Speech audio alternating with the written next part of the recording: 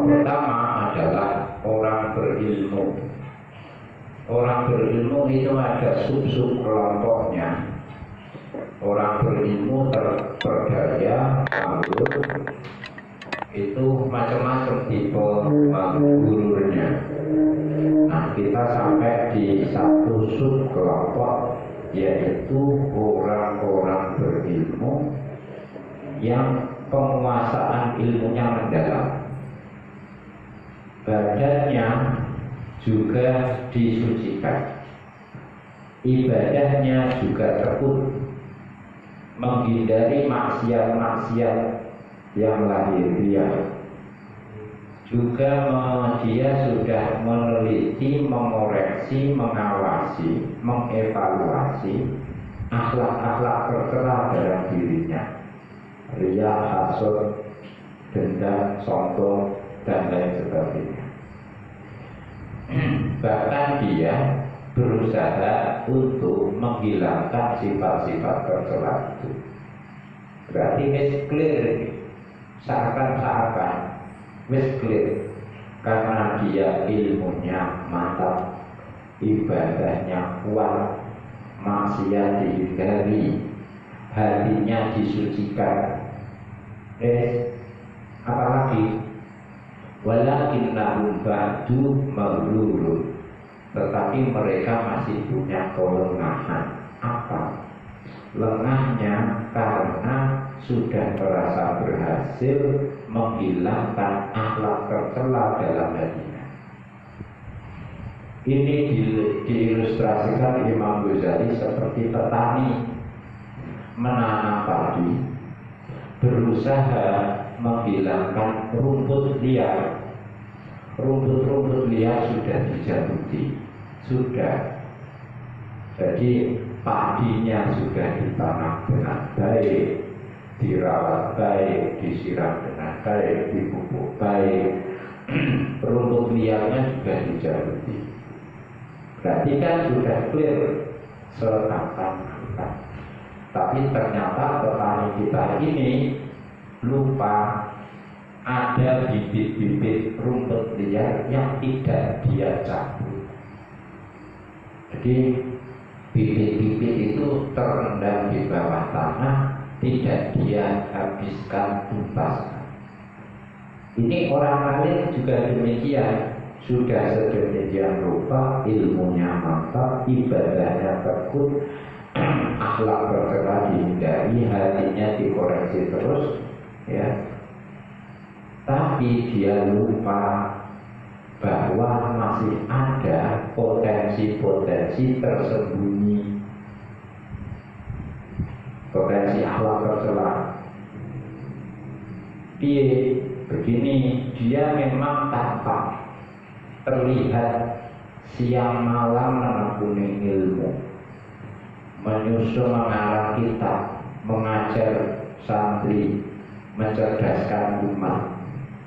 Dia merasa motivasinya adalah menyebarluaskan ilmu, memuliakan agama Allah.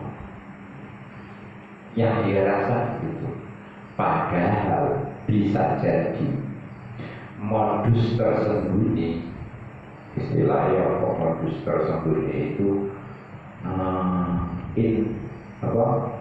internet. Enggak si hidden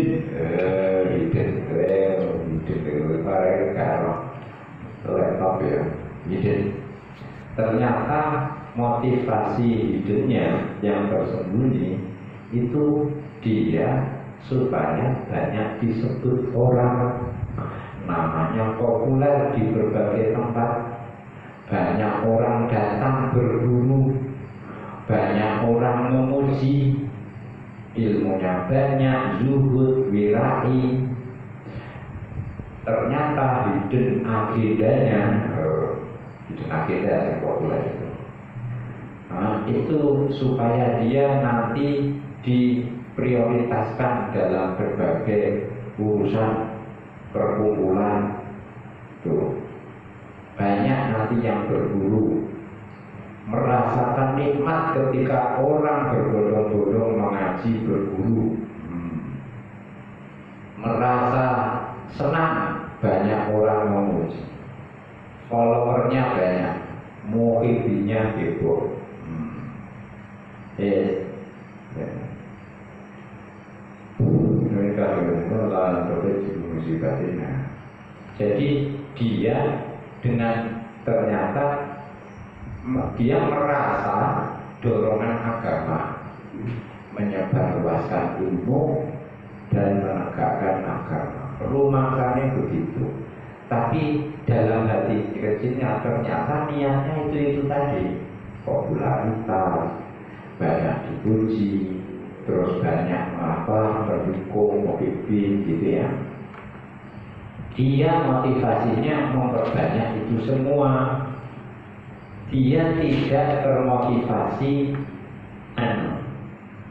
secara sudut pandang pasif. Maksudnya pasif itu ingin menghilangkan kebodohan orang, tidak.